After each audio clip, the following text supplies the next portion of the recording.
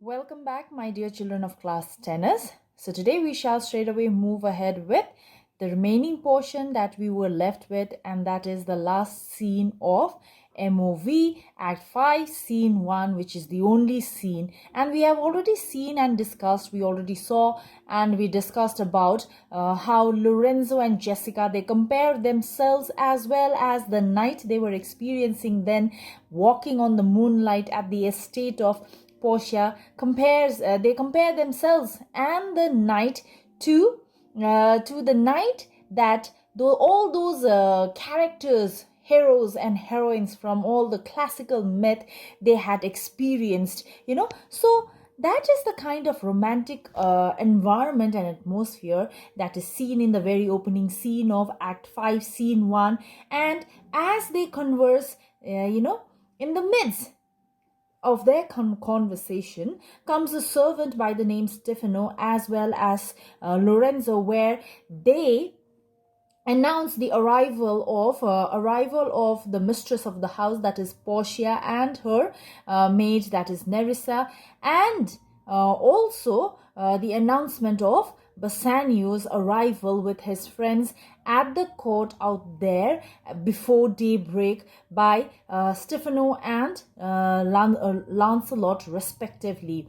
So we had watched till there, and soon now where we see what we see is, now we have reached that portion, we reached that scene where Portia and Nerissa, they enter Portia and Nerissa. Portia, that light we see is burning in my hall. How far that little candle throws his beams. So there was this light that was burning at quite a distance in her estate, and she could see it from so it was actually so from here what we can see is we get an idea that it was still not bright, it was still not, the sun had not yet arisen, it was still dark, the day was yet to break. So that is why since it was extremely dark, a small candle could be seen, burning candle could also be seen from afar. So that is exactly what she is referring to out here. Then so shines a good deed in a naughty world. And she very in a very philosophical manner, she compares that candlelight that has been burning at a distance, which can be seen so distinctly at that pitch dark morning, just as that light, that tiny speck of candlelight that can be seen even from afar, from a distance, just like that tiny light, even good deeds do shine. It do shine. Good deed in a naughty world. Naughty here means sinful. Equally, the good deeds also, it outshines the naughty, the sinful world. So then Nerissa says, when the moon shone, we did not see the candle, but Nerissa is debating, but whenever the moon shines, we do not see the candle. Portia, so doth the greater glory dim the less. That is because the great things are because the great things always overshadows the small things. That is exactly what Portia very smartly she replies.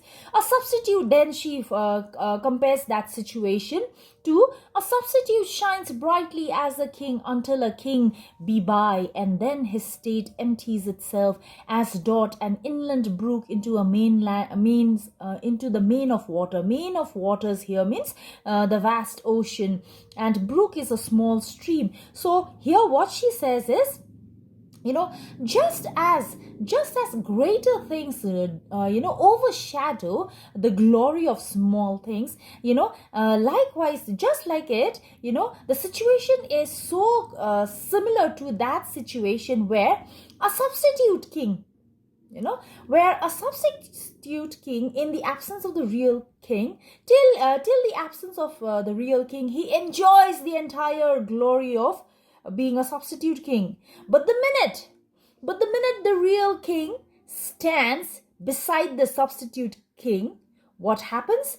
The glory that he had been enjoying in the absence of king immediately fades away, and it is immediately transferred to the real king. And this happens, and this very beautifully she compares with an inland brook. How she compares how the substitute king's glory is lost the minute the real king arrives. She very beautifully compares it with an inland brook.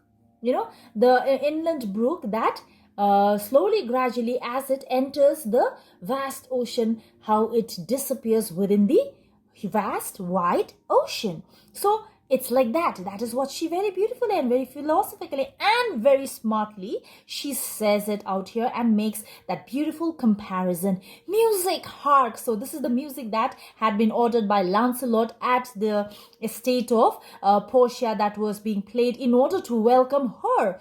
So music, hark. Then Nerissa, it is your music, madam of the house. It is coming from your house.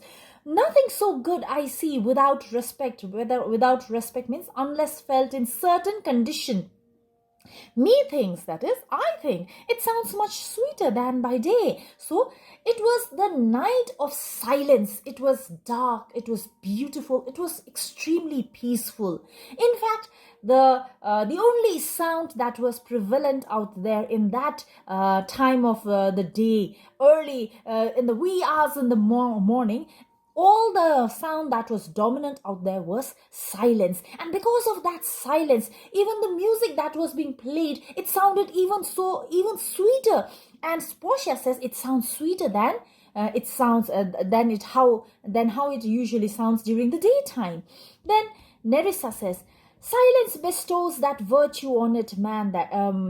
That is, silence bestows that virtue. That is, silence. It is the silence that is making it extremely sweet, madam. Portia, the crow doth sing as sweetly as the lark when neither is attended, accompanied, and I think. So she again makes a very smart and a very legitimate and a very logical comparison out here, for which we cannot help but agree to what she says. For she says even the crow, when it sings during when it's all alone, it can sing as sweetly as lark. Its sound can be heard as if it were sweet when neither is attended, when it's not accompanied by any other noises and any other distractions. And I think the nightingale, nightingale is the songbird that sings the sweetest, believed to be the sweetest. If she should sing by day, when every goose means when every common bird is cackling, means uttering harsh notes, would be thought no better a musician than a wren. Wren is a very commonly found bird. So she makes a very beautiful comparison once again by saying that, whenever a crow would crow, may produce song, or whenever a crow would sing without the company of any other disturbances or any other noise, it would sound as sweet as lark. And if a bird like nightingale would sing a song amidst the noise and the loud distraction of the various sounds that is produced by various different common birds, that even that sweet singing nightingale's bird's song, its voice would have no value, because it would sound no different than a wren, a very commonly found bird. So out here, what she's exactly trying to do is she's agreeing with Nerissa, who just a while ago said that, it is because of the silence that the sweetness of the music has enhanced. So similarly, she is making this, comparison out here between the crow and the nightingale of the value of their voice the difference that their value that has been enhanced in a different situation when sung alone and when sung in silence. When a song is sung in silence, how the music sounds, how the value is accelerated, and how beautiful and sweet it sounds, and even if the song is the most beautiful and beautifully sung, but it's sung amidst the noise and various other distractions, that sweet song will have no weightage. That sweet song will not sound very sweet at all. So that is exactly what she's saying by agreeing to Nerissa's statement that that music sounds sweeter because of the silence. Then, no better a musician than a wren. How many things by seasoned are to their right praise and true perfection. That means so many things are suitable. Season out here is suitable time. Seasoned means improved.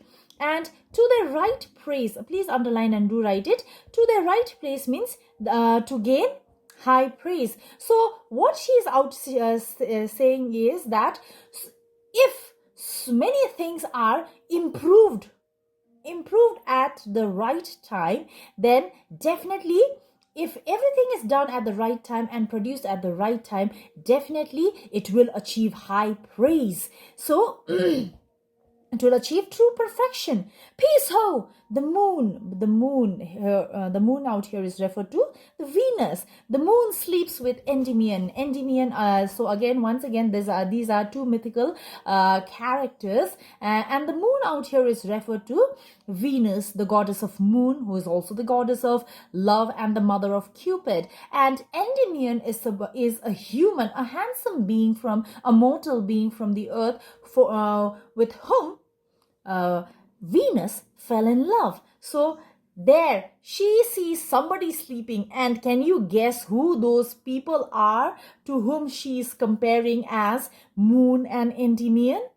It is Lorenzo and Jessica, who were laying out there, who were sleeping under the moonlight, waiting for the arrival of the mistress of the house. So yes, peace how the moon sleeps with Endymion and would not be awaked, and he does not want to awaken. They do not want to wish to be awakened. Then music ceases. All of a sudden, music stops. Lorenzo, that is the voice. Or am I much deceived of Portia? So it seems that Lorenzo has heard the voice of Portia, because Portia was definitely very near, and he immediately recognizes Portia, but still he is not very certain. Portia, he knows me as the blind man knows the cuckoo. So by bad voice, just as a blind man, would be able to correctly guess the voice of cuckoo. Just as that blind man, even this Lorenzo has correctly guessed who I am by my very voice, So that means he definitely knows me pretty well, knows my voice, recognizes my voice pretty well. Lorenzo, dear lady, welcome home. So he realizes it was indeed Portia, and he extends a warm welcome to Portia. Portia, we have been praying for our husband's health with speed. We hope the better for our words. Are they returned? So we had been praying for our husband. We had been meditating. We had been praying, offering prayers out there in the monastery for my husband to prosper. And we hope our words have been heard. And are they returned? Have they returned? Lorenzo. So Portia, she's trying to make sure that she's trying to make sure that they were actually there before Bassanio, but yet since she wasn't sure, she was trying to make sure whether Bassanio had been there or not prior to her. So she was relieved definitely to hear from Lorenzo that he hadn't reached. Madam, they are not yet, but there is come a messenger before to signify their coming. Then Portia, go in, Nerissa, give orders to my servant that they take no note at all of our being absent here. So please, Nerissa, go forth and order all the servants not to talk about our absence in the absence of their master. Please tell them that we were present out here and not absent. That is what she says. Nor you, Lorenzo and Jessica, nor you. So she even make a request to Lorenzo and Jessica respectively not to relay about their absence from her estate to Bassanio. Then Lorenzo, your husband is at hand. I hear his trumpet. We are no telltales. We are no telltales means we are not a tattler. We are not any informer. Don't worry. You fear not. Your secret will be will remain with us. Portia, this night methinks is but the daylight's sake. It looks a little paler. It is a day, such a day as is when the sun hid. I think the night is gone, that it is now a feeble kind. So the day is almost up. The sun is almost up. And at that moment, enter Bassanio, Gratiano, and their followers. So, with the arrival of Portia and Nerissa, and now with the arrival of Bassanio, Antonio, and Gratiano, this play sets in motion the final movement of the play, that is the denouement of the ring story, and what actually, Shakespeare out here, if we have to see, for quite some time, this ring episode had been paused, but although it had been paused, it had been out of scene, but time and again, Shakespeare always made sure, he always ensured that this episode that was related, this instance that is related, small acts, in fact, small instances that is related, that should be related with the ring episode, Shakespeare ensured that it pops somewhere in the middle at the right moment, so that we are prepared for this final comic element, that is carried by this ring episode. And for example, at the very first instance, for the first time, this ring episode had been introduced to us in Act 3, Scene 2, where Bassanio, after having chosen the correct casket, finally towards almost coming to the end of that scene, Portia, she gives Bassanio a ring, asking him to promise to make a vow that he would never ever part away from it.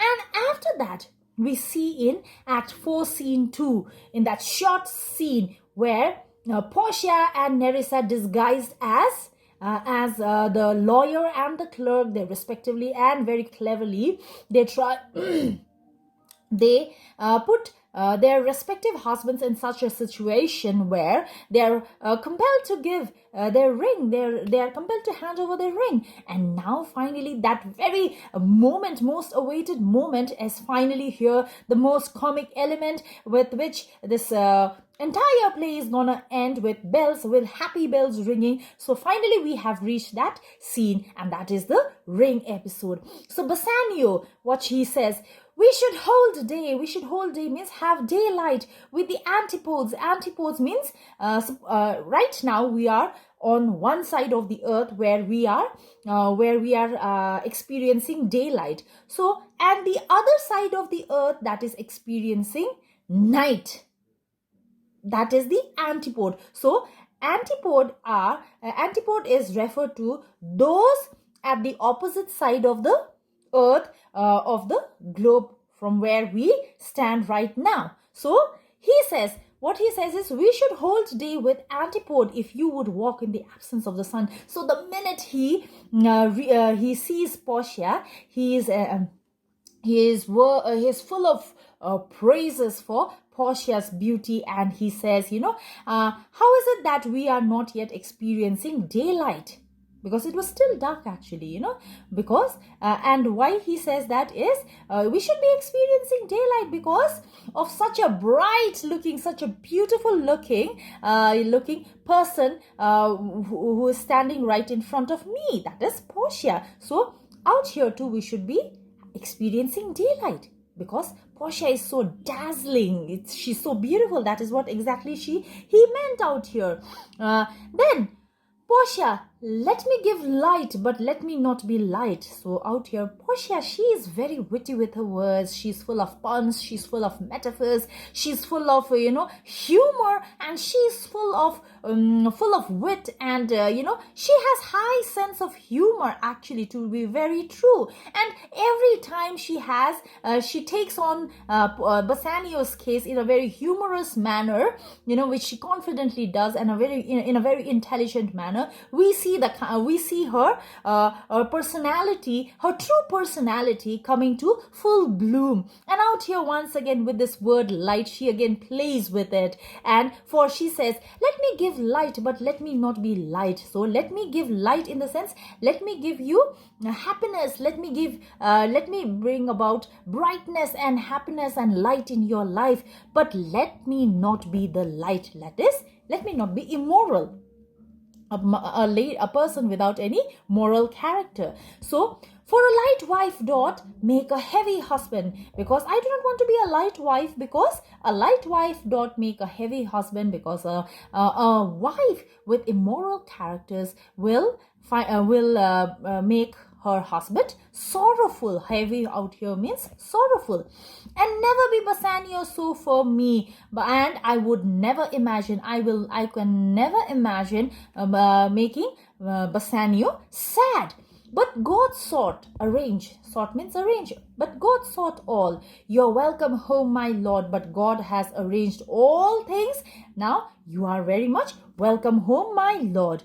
Then Bassanio, I thank you, madam. Give welcome to my friend. So as requested by Portia, Bassanio has brought his friend, that is Antonio, out here. And Antonio and Portia, this is the very first time, that actually not first time, they have already met, but very first time they have met, for Antonio and Bassanio and Gratiano. But for Portia and Nerissa, they have already met them, they have already seen them. In fact, they were the ones who had won the case for Bassanio and had saved Antonio. But till now, and all these while, till they reveal the entire secret, these people are completely oblivious, about the reality that lies, that has been hidden from them, which once they find out, they will be completely flabbergasted. So now let's move ahead.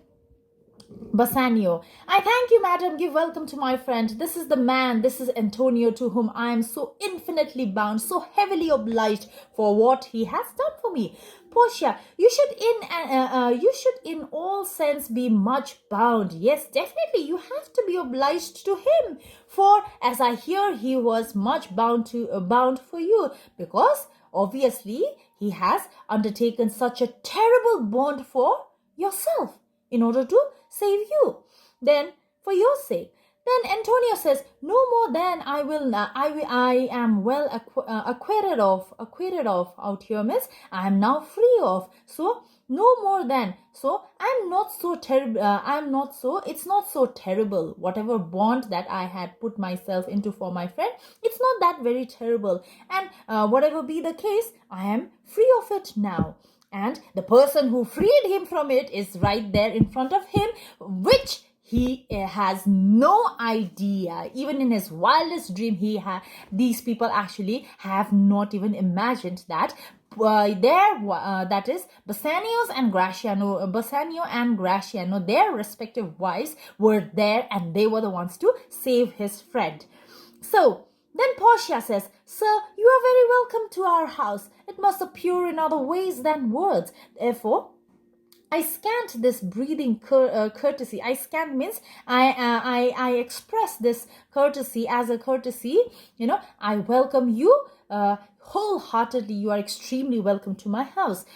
Gratiano to Nerissa. So as Portia, Antonio, and Bassanio, they were having sweet conversation, where they were welcoming. Portia was as a hostess was giving warm welcome to Antonio. At that time, what happens on the other side in that very room to Nerissa? By yonder moon, I swear, you do me wrong. So out here, it seems that Nerissa has already started taking the case of Graciano, and a fight has already broken. So out here, by yonder moon, I swear you do me wrong. By the moon above us, I swear you are wrong. You are completely getting me wrong. You are charging me a wrong. You are accusing me wrongly. You're accusing me of wrong charges. Then in faith, I gave it to the judge's clerk. So what is he referring to? What did he give to the judge's clerk? Yes, it is the ring that Nerissa had given to Graciano, where even like Portia, likewise, Nerissa too had asked him never ever to part away from the ring that she had given to him. So he's referring to that ring. In faith, I gave it to the judge's clerk. Would he were dead that had it. For my part, since you do take it, love so much to heart. So indeed, I gave it to the judge's clerk out, who asked me that ring. Please believe me. I don't care if he were dead, since you take this matter to your heart. You're taking this matter so seriously, and then so out here, as I already told you, Nerissa has begun to take Graciano to task, and Portia out here, a quarrel ho already, what's the matter? So see, Portia and Nerissa, they are already aware of the plan, and likewise, just as Portia and Nerissa, they are aware of everything that they are doing, and likewise, even we as an audience, we too are very well aware of what these women, they are up to. And poor Bassanio, poor Antonio, poor Graciano, most importantly, poor Bassanio and Graciano, they are completely oblivious. In fact, it's a situation where they cannot even fathom what their respective wives are trying to say. And very soon Bassanio will be too into trouble. He too will be put into soup. Then Portia, a quarrel ho already, what's the matter? So their words suggest the beginning of a fairly violent disagreement that is about to unfold now. Graciano, about a hoop of gold, a paltry ring, a hoop or gold, that is the ring that she did give to me, whose posy, that is a short verse of poetry, verse for the world like cutler's poetry upon a knife, love me and leave me not. So there was this, she is fighting for the ring that she had given to me, where it was engraved that love me and leave me not, and she had asked me never to part away from it. Then Nerissa, what talk you of the posy or the value? What does it matter what does it matter to you about the actual value of the ring, since you already lost that ring? You swore to me when I did give to you that you would wear it till your hour of death, and that it should lie with you in your grave, though not for me, yet for your vehement oath. You should have been respective and have kept it. Gave it to judge's clerk? No, God's my judge. The clerk will never wear hairs on his face that had it. So, see, out here, just Nerissa very cleverly uses her words by saying that, as I already told you, Nerissa and Portia, they are very well aware, because they themselves were there disguised as the lawyer and the clerk respectively, and very cleverly Nerissa says, towards the end, I'm sure you must have given it to some woman, because the clerk will never wear hair on his face that had it, that is the beard. But actually, the clerk had worn hair on the face, and that clerk was Nerissa. Though she is telling the truth, but yet she is not revealing it. Before these two are still there, playing with the situation, and they are still trying to check the love and the honesty of their respective husbands. So then, Graciano, see, he will, and if he lived to be a man. So indeed he will live if he were to be a man. Then Nerissa, if a woman lived to be a man. So out here, see, as I told you, it's a very, very comic situation where, every time Nerissa speaks, she's speaking the truth, of which wholly, neither Graciano nor Bassanio is completely aware of what she's trying to say, what their respective wives are trying to say. Then see, then we Graciano. Now by this hand, I gave it to a youth, a kind of boy, a little scrubbed boy, small-sized boy, no higher than thyself. See, I swear to you that I gave that ring to a boy, to the lawyer's clerk, who looked like more like a boy, and he was of a small, tiny height. The size was almost like you. See, it was actually his wife, and he, as I told you, these people are not at all aware of it. Then a prating means a very talkative boy that begged it as fee. I could not for my heart deny it him. So he begged it for fee, and I had to give it to him. Believe me, Portia, you were to blame. I must be plain with you. I must speak with plain words to you, but Graciano, and in all honesty, you are to be blamed. To part so slightly means easily, carelessly with your wife's first gift. How could you do that? That is what she's trying to say. A thing stuck on with oaths upon fingers and so riveted. Riveted means fastened after having taken vows. How could you even for the vows' sake, you should have kept it, with faith unto your flesh. I gave my love. So now she's coming to her situation. Now it is her turn to take the case of Bassanio. And you can well imagine what Bassanio must be going through at the side in the corner. He must be praying, that, may he not be into trouble, trouble like Graciano is in right now. I gave my love a ring and made him swear never to part with it. And here he stands. I dare be sworn for him. He would not leave it. He would never leave. I know. I had given a ring to my lover, and here he stands. And I know, and I am very confident that he will never ever leave it, nor pluck it from his finger for the wealth that the world masters. Even if he will never even pluck the ring out of his finger, even if the world's wealth is offered to him. So now in faith, Graciano, you give your wife too unkind a cause of grief. You have made your wife suffer, and it were to me, I should be mad at it. And if instead of your wife, if I had been in that similar situation, I would in fact be more mad.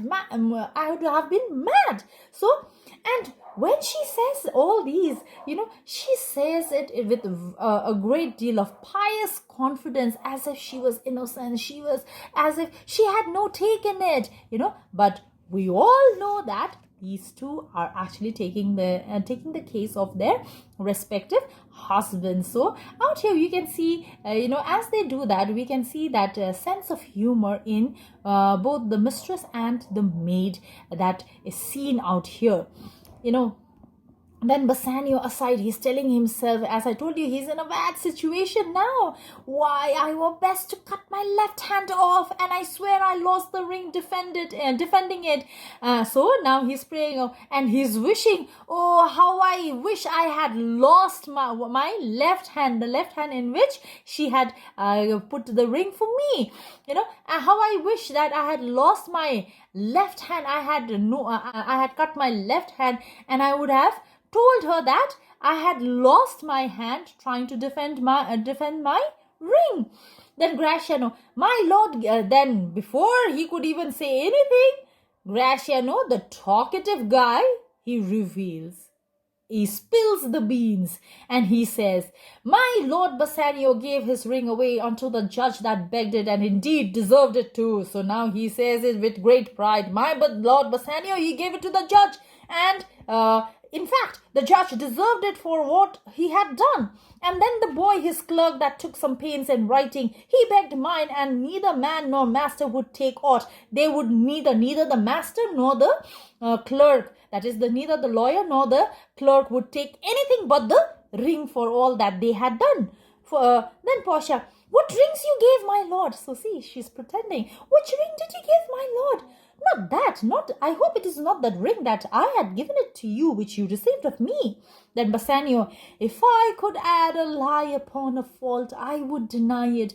But you see, my finger had not the ring upon it. It is gone. So he says that it is the ring that you had given to me. Portia, even so void, even so empty is your false heart of truth. So now both these wives, they are now accusing their respective husbands of having lost their ring, and they falsely accuse them, they purposely falsely accuse them that they must have actually, that they are making an excuse that they had given their ring to the judge and the clerk respectively, but instead they must have given it to some woman.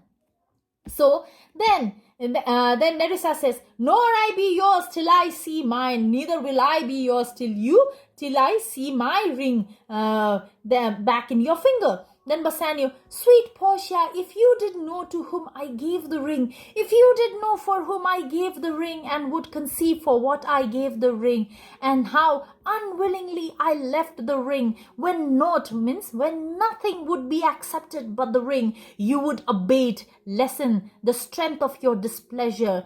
So Bassanio is trying to make amends. He's trying to pacify sweet Portia, whom he feels that he has angered and disappointed, but actually it's all pretense. Portia is just pretending.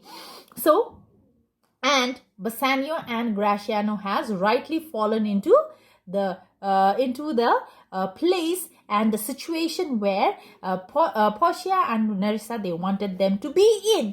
And Bassanio, he tries to pacify by saying, sweet Portia, if only you had known the person to whom I had given that ring, if only you knew how he helped free my friend, from such a bond, and how unwilling, and if only you knew that how unwilling I was to give that ring. But since that person would want nothing but the ring, I had to give away. And had you known all these, then definitely your disappointment would not be as much as it is right now. It would have been much, much less. Then Portia says, if you had known the virtue, that is the sacred value of the ring, or half her worthiness, or even half the merit that is the value that gave the ring, or your own honor to contain the ring, or even if you knew, or even if you were a person who valued your own esteem, to keep the ring, then you would not have had parted with the ring. What man is there so much unreasonable? If you had pleased to have defended it with any terms of zeal, wanted, that is, lacked the modesty to urge the things held as a ceremony, that is, a secret pledge. So it was your duty as So, as an honorable man, it was your duty to preserve the ring, but now you have lost it. And what man would have been so impertinent to have lost that ring? So, she is still accusing him. Nerissa teaches me what to believe. I'll die for it, but some woman had the ring, and I am sure that you must have given that ring to some woman. Bassanio, no, but mine honor, madam, by my soul, no, I swear, no woman had it, but a civil doctor, but a lawyer. But actually, it is a woman who actually had the ring. But that woman was disguised as a man. And they believe, Bassanio and Gratiano, they are still under this belief that whatever they did it for a good reason, and they had given it to the judge and the clerk. But these people, they are totally unaware that the person to whom they had given the ring were actually their respective wives, disguised as a judge and a clerk. No, but mine honor, madam, but by my soul, no woman had it but a civil doctor, a lawyer, and begged the ring, which I did deny him, and suffered him to go displeased away. Even he had held up means saved the very life of my dear ring, so dear friend. So I gave it to the judge. Please believe me, and that very judge who actually saved the life of my friend. What should I say, sweet lady? How should I, make you agree, make you believe, my sweet lady? What should I say? I was enforced to send it after him. I was forced to send the ring after him. I was behest with shame and courtesy. I was filled with shame and courtesy. My honor would not let ingratitude so much besmear. Besmear means stain and disgrace it. Pardon me, good lady, for by these blessed candles of the night, that is the stars, he's referring to the stars, had you been there, I think you would have begged the ring of me to give to the worthy doctor. Believe me, I did not give it to a woman, but I gave it to the worthy doctor who saved the life of my friend. And believe me, my dear, my sweet Portia, had you been there and had you witnessed the whole case, not the witness, but it is actually them who fought the case. We all know that. So, and poor Bassanio, he's trying to pacify Portia, and Portia has become indeed very successful with her plan to take the case of Bassanio, and likewise even Nerissa of Gratianos. Then Portia says, let not that doctor ever come near my house. The doctor has already entered there, and doctor is already there. Since he had got the jewel that I loved, and that which you did swear to keep for me, I will become as liberal as you. I will not deny him anything I have. Since you liberally gave that ring to him, even I shall be, even if he comes out here, I will be liberal in giving whatever he asks me of my possession. So Nerissa, nor I his clerk, therefore we will be well advised, be consider well. So as I already had told you in the earlier scene, that during the Elizabethan time,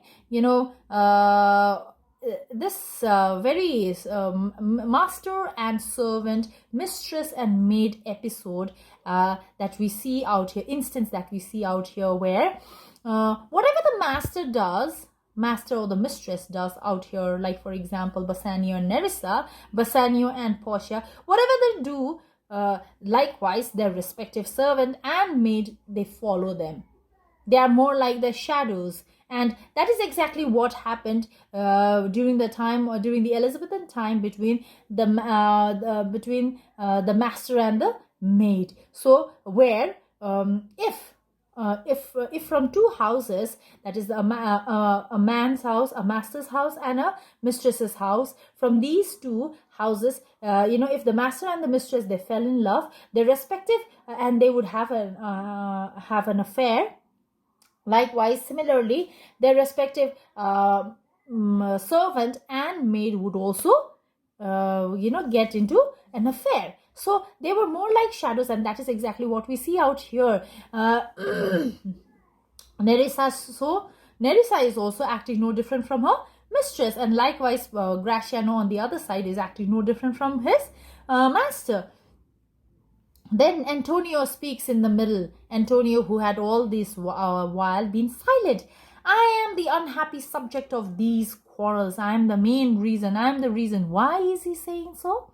Because if you remember, if you go back to Act 4, see, at the end of trial scene, when Portia had asked for ring from Bassanio, and initially Bassanio had rejected that request, and Portia leaves. And at that point of time, Antonio, he makes a request to Bassanio to give him the ring for all that he had done. And on the insistence of Antonio, only Bassanio had decided to part from that ring. So that is why he's saying that I am the unhappy cause of the unhappy subject of these quarrels. I am the main reason. Portia, sir, grieve not you are welcome notwithstand. In spite of that fact, you are most welcome out here. You needn't be sad. Then Bassanio, Portia, forgive me this enforced wrong. And in the hearing of these many friends, I swear to thee, even by thine own fair eyes, wherein I see myself, thine means your eyes. Please forgive me, my sweet Portia. Please forgive me, he says, forgive me for this unforgivable wrong that I have done. And I swear openly in front of all my friends out here that I see myself, I swear by you, double self, even by thine own fair eyes, wherein I see myself. In both your eyes, I see myself. That is, I know that you still love me, and I still love you. And, I love you only. I swear I did not give that ring to any woman.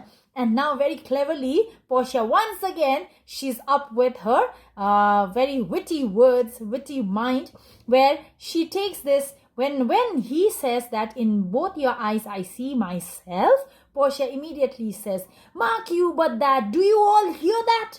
In both my eyes he doubly sees himself. So he doubly sees, she uses this as a pun. In each eye one swear doubly means person with two characters, person with two personalities. One is the one he's trying to show, and the one that is the real self. So the false nature, that is what she's referring to, and she's again accusing him. And there's an oath of credit. So Portia out here, once again we see her witty side, and she is so full of humor. We can already see that. Then Bassanio, nay, but hear me, pardon this fault, and by my soul, I swear I never more will break an oath with thee. I swear I will never ever break an oath. Please believe me, Antonio. I once did lend my body for his wealth, which but for him that had your husband's ring had quite miscarried. I dare be bound again, my soul upon the forfeit, that your lord will never ever break faith advisedly, that is deliberately. So Antonio, he once again comes to the rescue of his friend.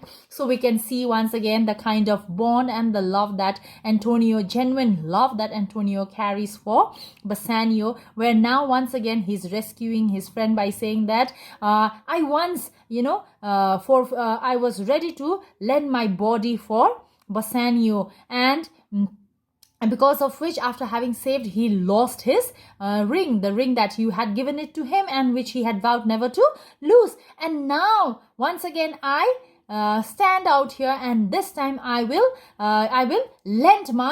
forfeit my soul. And I swear that I will make sure that my friend Bassanio out here will never ever part, or will never ever break any oath to you. So then Portia, then you shall be his surety. Give him this and bid him better than the other. So now Portia gives him the ring. So this ring is actually the ring that he had parted away, and she had taken away from him when she had disguised herself as a judge. Antonio, here Lord Bassanio, swear to keep this ring. By heavens, this is the same ring I gave the doctor. So now he sees the ring. I had it of him. I got it of him. I got it from him. You're all amazed. Here's the letter. Read it at your leisure. It comes from Padua, from Bellerio, that is her uncle. There you shall find that Portia was the doctor, Nerissa there her clerk, Lorenzo there shall witness I set forth as soon as you, and even but now returned. I just returned. So now she finally reveals the entire secret by handing over the letter that had been sent to her by Bellerio, her uncle, from Padua, where it is clearly mentioned that Portia and Nerissa were there at Venice to represent him, that is Dr. Bellerio, as a judge and a clerk. So in fact, she is revealing the secret that they were the ones who were there. Then shall witness, and even now return, and I just returned, and even Lorenzo out here is a witness who knows that the minute you left, few minutes after you left, even we left for Venice. So then entered my house, Antonio, You are welcome, and I have better news in store for you than you expect. Unseal means open this letter soon. There you shall find 3 of your Argosies are richly come to harbor suddenly. You shall not know by what strange accident I chanced on this letter. And then she hands over another letter, a second letter to Antonio, and that was a good news for Antonio, for it says that it had an information that 3 of Antonio's Argosies had returned with rich profit. Yes, that was a good news. And then Antonio, I'm so dumb, I'm so surprised to speak. Bassanio, were you the doctor and I knew you not? Were you? So Bassanio and Graciano, they are flabbergasted. They are so shocked. And now they are not being able to believe he's confirming. Were you really the doctor? And I did not know all those while that you were there right in front of me. Graciano, were you the clerk and yet I knew you not? Sweet lady, you have given me life and living. You have given me life and living, for you have given me this good news. For here I read for certain that my ship are safely come to road. For whatever you said right now about my ship, it seems to be correct. For this letter says so.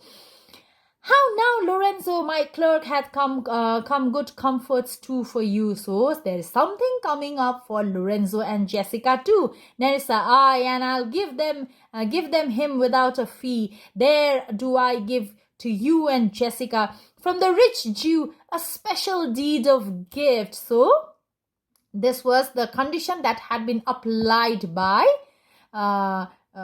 Portia, if you remember, at the end of trial scene where Shylock had been badly defeated by Portia's wit and intelligence. He lost the case where he finally agrees to the conditions that he shall be freed from all punishment only if he is willing to turn himself into a Christian, if wherein half of his wealth would be after his death, his entire wealth would be inherited by his son-in-law, that is Lorenzo, and Jessica. So under these conditions, and after that, after he had agreed to it finally in that scene. So now here we see Nerissa with that deed where she presents it as a gift, and in fact it is the best gift for Jessica and Lorenzo. So see, he says, from the rich Jew a special deed of gift after his death, all he dies possessed of. After he dies, whatever he possesses will all be inherited by the two of you. Lorenzo, fair ladies, you drop manna in the way, so you drop food. It's like, you have dropped the news that you have brought to us right now is like having dropped food from heaven for us, and Portia, it is almost morning and yet I am sure you are not satisfied of these events are full. Let us go in and charge us upon the interrogatories, and we shall answer all these things faithfully. And I know that all of you are even more curious to know everything in detail of what happened and how we came to make a decision to go ahead with this case as disguised as judge and clerk. So let us go in, and you can inquire, you can interrogate any number of questions, and I and Nerissa, we are ready to answer. Graciano, let it be so. Well, while I live, I fear no other thing so sore as keeping safe Nerissa's ring. So, well, let us all go. Well, I am finally now. Graciano is relieved. Well, while I am alive, I shall never do something wrong which would provoke my wife Nerissa, and I will forever keep Nerissa's ring safe in my hand. So finally, with this we end the entire of the play, and this scene ends with a happy note where all the loose ends have been tied, where all the couples have have united out here. So the ending of this comedy, this ring story, actually it serves two purposes. First one is Bassanio and Graciano, they finally come to know who actually was the real savior of their friend.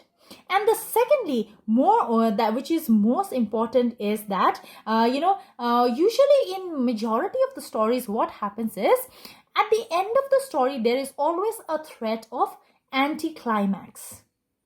Right, there is always a threat of anticlimax. Why? Because all the loose knots they have, all the loose knots they meet, all the couples they are united, they are tied up, they are reunited. So but like in those stories, Shakespeare's stories are completely different. Shakespeare is completely different. He tempers this romantic scene with a salty comedy where he has tried to show Portia and Bassanio, Graciano and Nerissa, that they are human lovers. They are not just limited within the text, but they are representatives of true human lovers, where in marriages there will always be misunderstanding, there will always be fights, few discussions. It's pretty where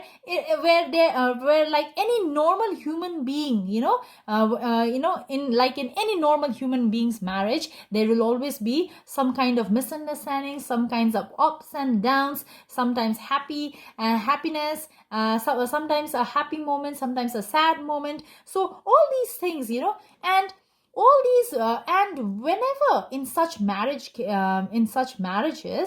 in a couple, in the life of couples, in a married couple, whenever such misunderstanding arises, what Shakespeare is trying to show out here is that such misunderstandings can be one can overcome that such misunderstanding, and that can be done with the aid of love and great sense of humor, which will definitely make one's married life wonderful and spicy and full of sunshine. So that is exactly what makes Shakespeare's romantic comedies completely different to other comedies. So with this we end the entire MOV. Thank you very much. We have all completed with the syllabus, and I hope all of you have been going through all the videos that me as well as Miss Dolly we have been doing, and we've also equally been working hard, and likewise we too expect the same from you, my dear children. And if there are any queries, you'll have our numbers. Y'all could always be there up to inquire and get your doubts clarified. Thank you very much, my dear children, and stay safe, study well, and all the best.